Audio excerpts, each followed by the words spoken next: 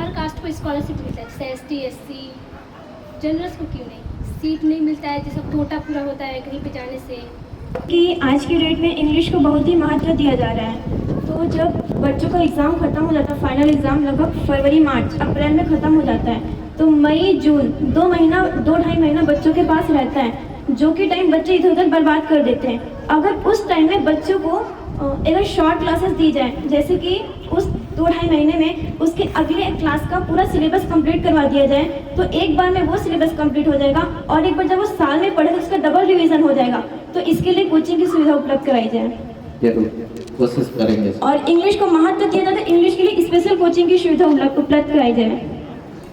Okay, thank you. पंजीयन इसलिए उन्होंने किया कि पंजीयन 2 साल का हो गया, फिर भी हमको रोजगार नहीं मिलने की वजह से सरकार ने बेरोजगारी भत्ता का प्रावधान किया।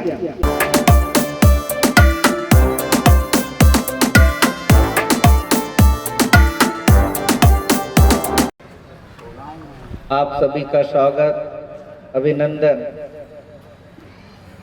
और आज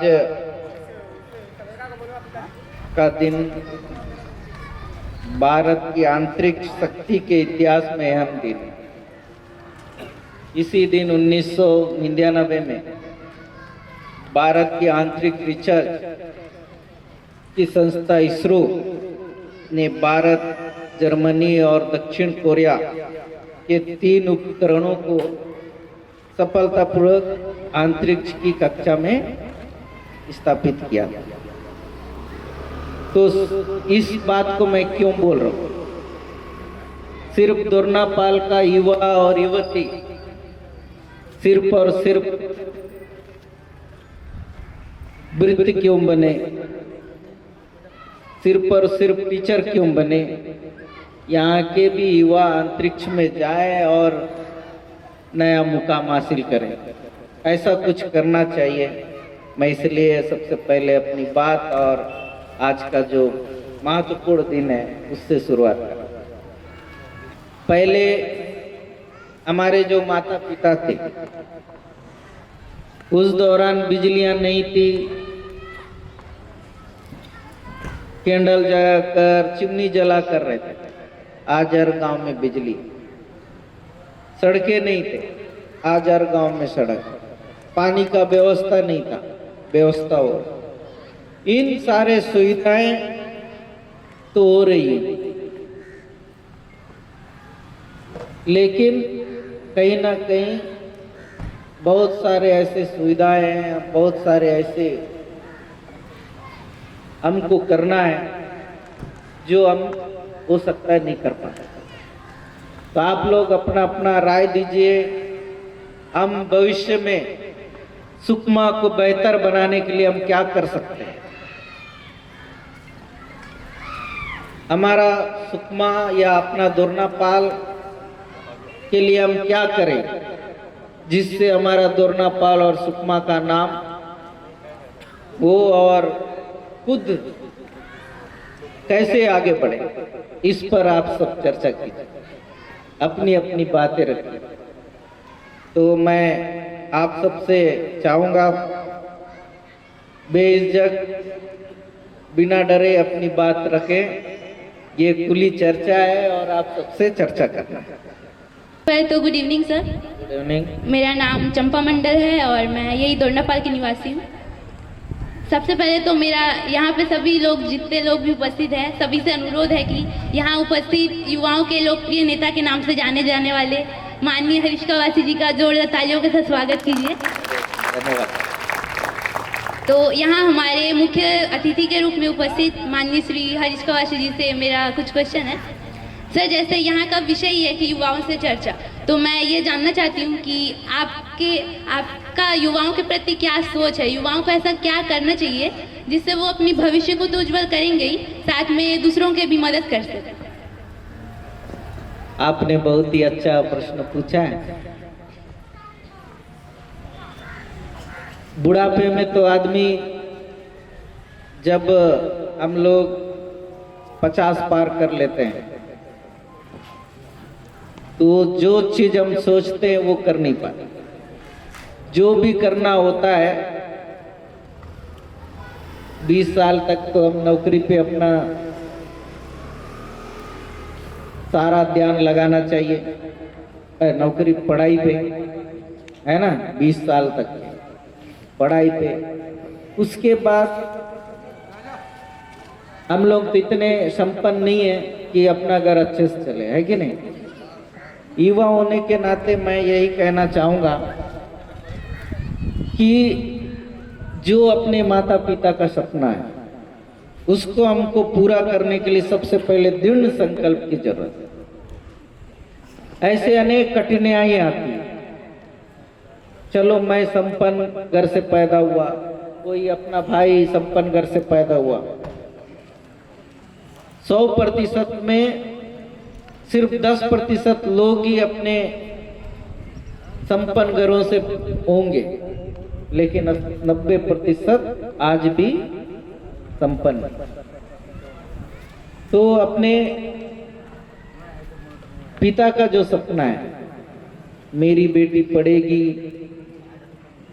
तो मेरा घर अच्छा होगा, मेरा गांव का नाम रोशन करेगी, मेरा खुद का नाम रोशन करेगी, ऐसा सपना सबका रहता है।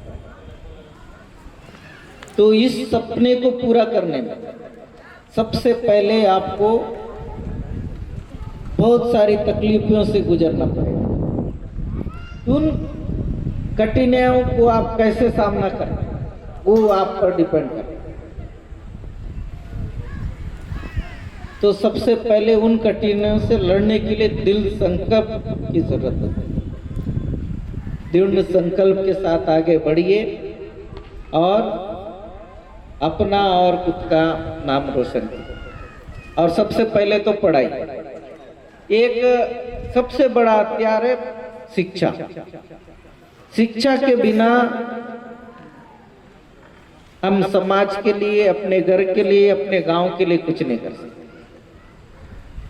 जो हमारा समय है पढ़ाई का, उस समय को भरपूर उपयोग करना चाहिए।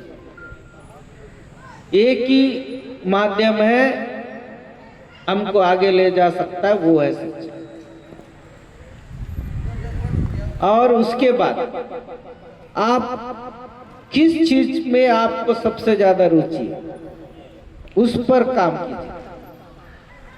आप यदि नौकरी करना चाहते हैं, यदि बिजनेस करना चाहते हैं, कला के क्षेत्र में जाना चाहते हैं, लेकिन आपके घर वाले जाने नहीं देना चाहते, तो उनसे लड़िए। जो आपकी अंदर जो खूबियां हैं उन खूबियों के लिए लड़िए।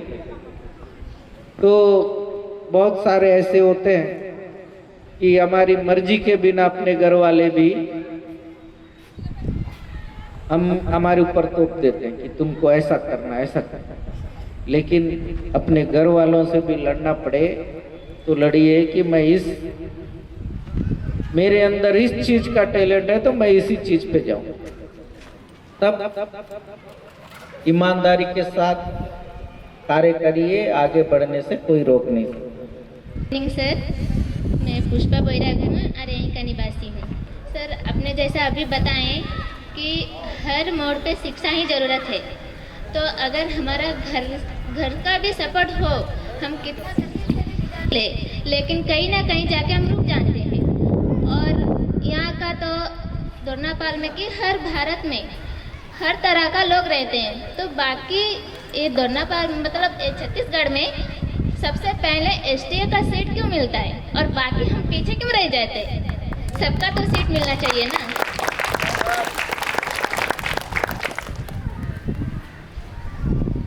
आपने बहुत अच्छा सवाल पूछा। हमारा देश संविधान से चलता है और बस्तर एक ऐसा जिला है जहाँ पर यहाँ के रहने वाले लोग डरते हैं, लोगों से अशिक्षित हैं और आर्थिक स्थिति से संपन्न नहीं है, बोल नहीं पाते। उनके उन्नति के लिए संवैधानिक व्यवस्था सरकार के द्वारा की गई है। पेशा कानून के तहत 5वीं अनुसूची लागू है बस्तर के अंदर में। और यहाँ पर जितने भी भर्तियाँ होती है, क्योंकि किसी भी राज्य में, किसी भी जिले में कोई भी व्यवस्था बनती है तो संख्या के आधारित बनती है, अनुपात के आधारित जन आरक्षण प्रक्रिया हो। आज एसटी 90% एसटी होंगे पूरे बस्तर में, 80%। और यहाँ के लोगों की व्यवस्था के अनुरूप उनको कैसे हम आगे बढ़ाया जा सकता है, उनको कैसे मुख्य धारा से जोड़ा जा सकता है, इसके तहत संविधान ने व्यवस्था किया आरक्षण का व्यवस्था। इस आरक्षण के तहत सभी को लाभ मिलता है। जैसे आज ओबीसी है, एससी है, सामान्य है, ऐसे अनुपात के अनुसार सभी को आरक्षण दिया जाए। तो ठीक है सर, अगर 2 एसटी को सीट मिलता है तो और बाकी जातियों को तो एक पोस्ट मिलना चाहिए ना। जरूर, इसमें जितने भी पोस्ट निकलते हैं, जैसे 100 पोस्ट निकला, उसमें 90% या 80% एसटीओ का होता है और सामान्य का भी उसमें 5-6 पोस्ट होता है। और पहली बार देश के इतिहास में छत्तीसगढ़ एक ऐसा राज्य है जहां पर विधानसभा में आदरणीय मुख्यमंत्री भूपेश बघेल जी ने सामान्य वर्ग के लोगों के लिए, जो अति गरीब है, उनके लिए 5% आरक्षण का प्रावधान उन्होंने किया, विधानसभा में पास किया, माननीय राज्यपाल के पास भेजा, अभी अप्रूवल नहीं हुआ। जब अप्रूवल होगा उसका भी लाभ आप लोग को मिलेगा। धन्यवाद। पहले माननीय हरीश कंवर जी को मेरा बहुत बहुत धन्यवाद एवं शुभ संध्या।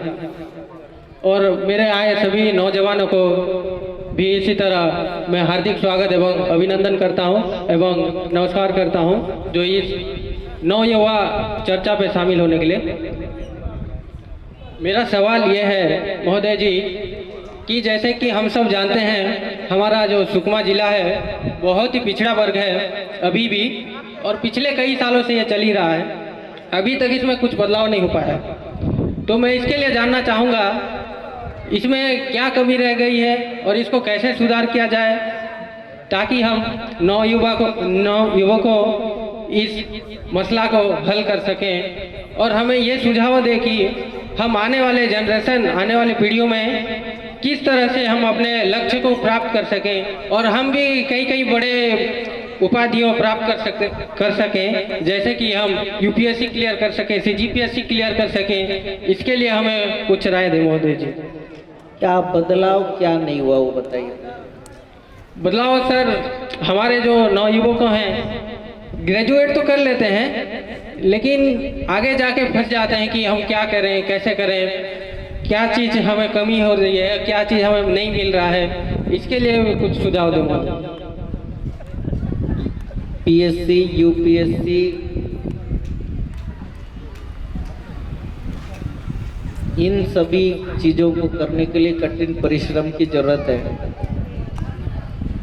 और हमारे बच्चे यूपीएससी, पीएससी और डीएड मतलब अनेक जो परीक्षा होती है उसमें पास हो, ये सोचकर छत्तीसगढ़ सरकार ने और जिला प्रशासन ने इसकी भी कोचिंग का व्यवस्था जिला प्रशासन के द्वारा किया जा रहा है। उस पर जाकर उस कोचिंग का लाभ लीजिए। और सबसे पहले आप कितने बजे सोते हैं और कितने बजे उठते हैं? सर 10 बजे सो के 5 बजे। 5 बजे उठते हैं, तो कितना समय आप पढ़ते हैं? सर अभी तो हाल ही में 12th पास आउट हुए, मिनिमम 4 घंटा हो जाता है सर। 4 घंटा बहुत कम है। पाने के लिए नींद चैन खोना पड़ेगा, ठीक है? कुछ पाना है, कुछ करना है तो नींद चैन खो के जो 4 घंटा उसको 8 घंटे कीजिए। हम लोग की सबसे ज्यादा समस्या होता है आराम करने का। सुख चैन त्यागो तुम, है कि नहीं? सुख और चैन को त्याग, सिर्फ और सिर्फ पढ़ाई करो। और अभी आप आइए, कोचिंग करना होगा तो व्यवस्था करेंगे। और जो समय आपने बताया 4 घंटे बहुत कम है, और कीजिए। और जो आपके अंदर जो कमी तो नहीं होगा, बस कमी है इच्छा शक्ति की, तो उस इच्छा शक्ति को बढ़ाइए। और आर्थिक अनेक चीज़ों का सामना करके भी हम आगे बढ़ सकते हैं। आज देश के राष्ट्रपति बने थे अब्दुल कलाम जी।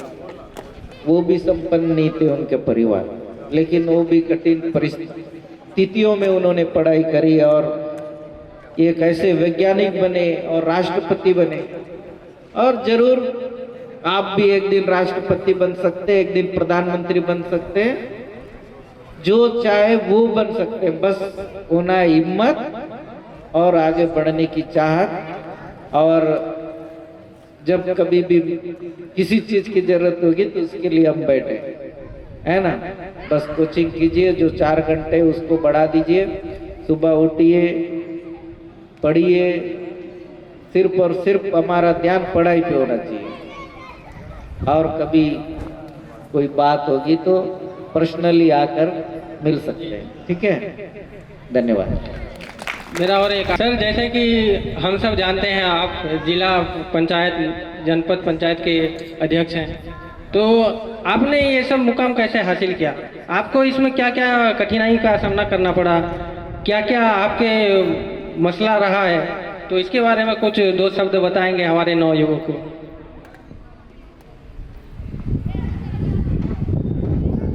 बहुत कठिन प्रश्न आपने पूछा है। मैं बहुत सारों को ऐसा लगता होगा, और आप लोग को भी बता देना, राजनीति में मेरा आने का सिर्फ और सिर्फ मकसद यही है कि मेरे पिताजी क्योंकि शुरू से राजनीति में जुड़े हुए थे, उनको देख के लगा कि मैं भी इनका हाथ बटाऊं, इनका साथ दूं, ये सोचकर मैं राजनीति में आया। आने के बाद पिताजी का तो नाम था जिसका लाभ मुझे मिला, और पहली बार मुझे चुनाव लड़ने का मौका मिला था 2005 में। उस दौरान मैं हार गया था चुनाव। फिर मुझे लगा कि लोगों से ज़्यादा मिलना चाहिए। अगर मेरे पिताजी मिनिस्टर है, विधायक है, अगर मैं सो के रहता या घर में पड़े रहता, लोगों से नहीं मिलता, लोगों की बात नहीं सुनता, तो शायद मैं इस मुकाम तक नहीं पहुंच पाता। लोगों से मिला, लोगों की बातें सुना, और मैं आराम से चैन की नींद सो सकता था, आराम से गाड़ियों में घूम सकता था। लेकिन इसलिए मुझे लगा, मेरे पिताजी को देख के उनसे सीखा मैं कि लोगों से कैसे मिलना है। लोगों मतलब घर में वो कभी रहते नहीं थे, तो मैं भी सोचा जब ये इनसे शक्ति कहाँ से आती है। मैं भी सोचा चलो इतने उम्र में वो सुबह उठते हैं, हम भी सुबह उठ के लोगों से मिलेंगे और लोगों के लिए काम करेंगे। आज जनपद अध्यक्ष बनने का मौका मिला, फिर अगर 2 बार जिला पंचायत अध्यक्ष बना हूँ तो कहीं ना कहीं कठिन परिश्रमी हैं और आप सभी युवाओं का प्यार है, इसी के वजह से बन पाया हूँ। और राजनीति में मैं आप सभी को आमंत्रित करता हूँ, क्योंकि राजनीति एक ऐसा माध्यम है जिसमें देश को सुधार सकते हैं, लोगों के भलाई के लिए काम कर सकते हैं, अपने गांव के लिए काम कर सकते हैं। हम जिस दिन राजनीति को गंदा बोलेंगे उस दिन गंदे लोग राजनीति में आएंगे।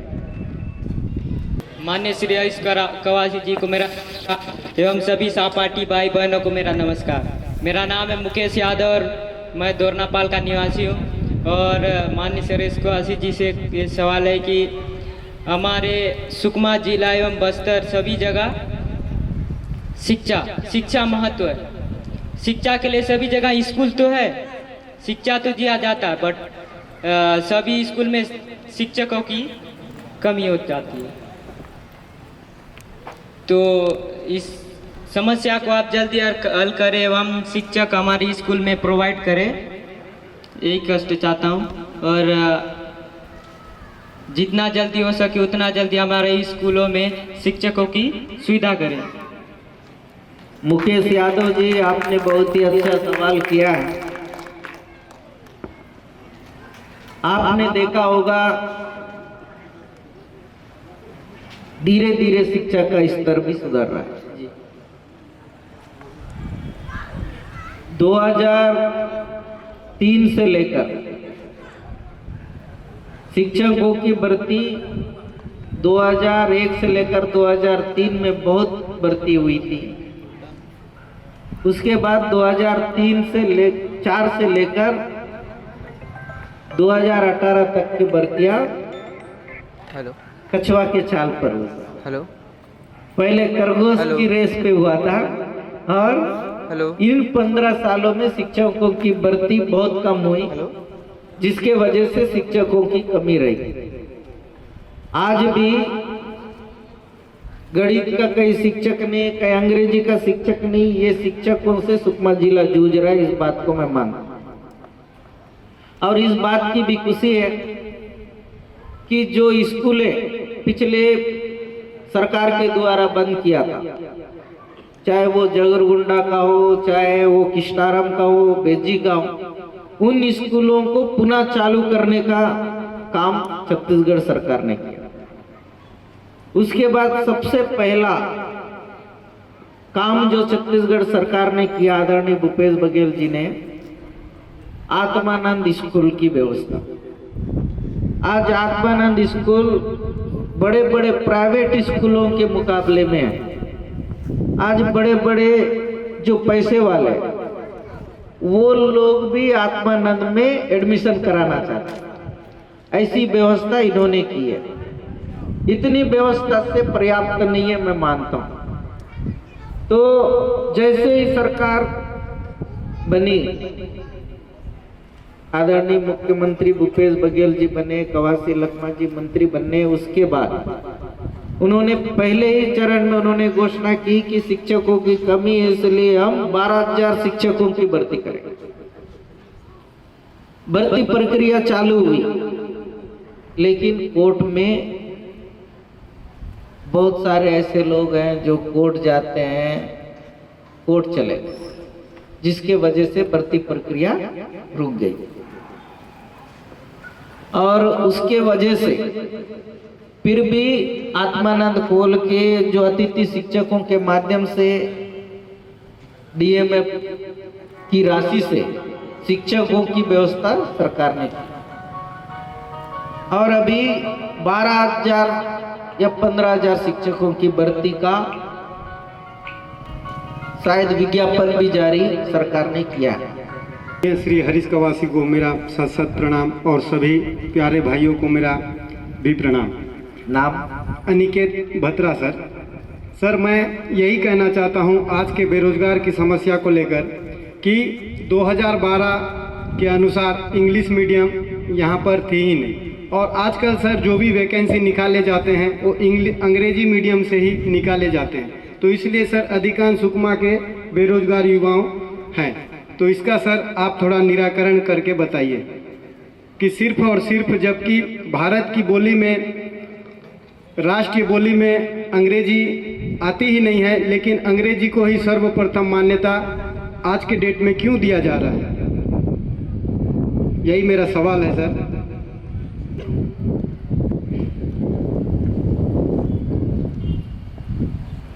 जहाँ जहाँ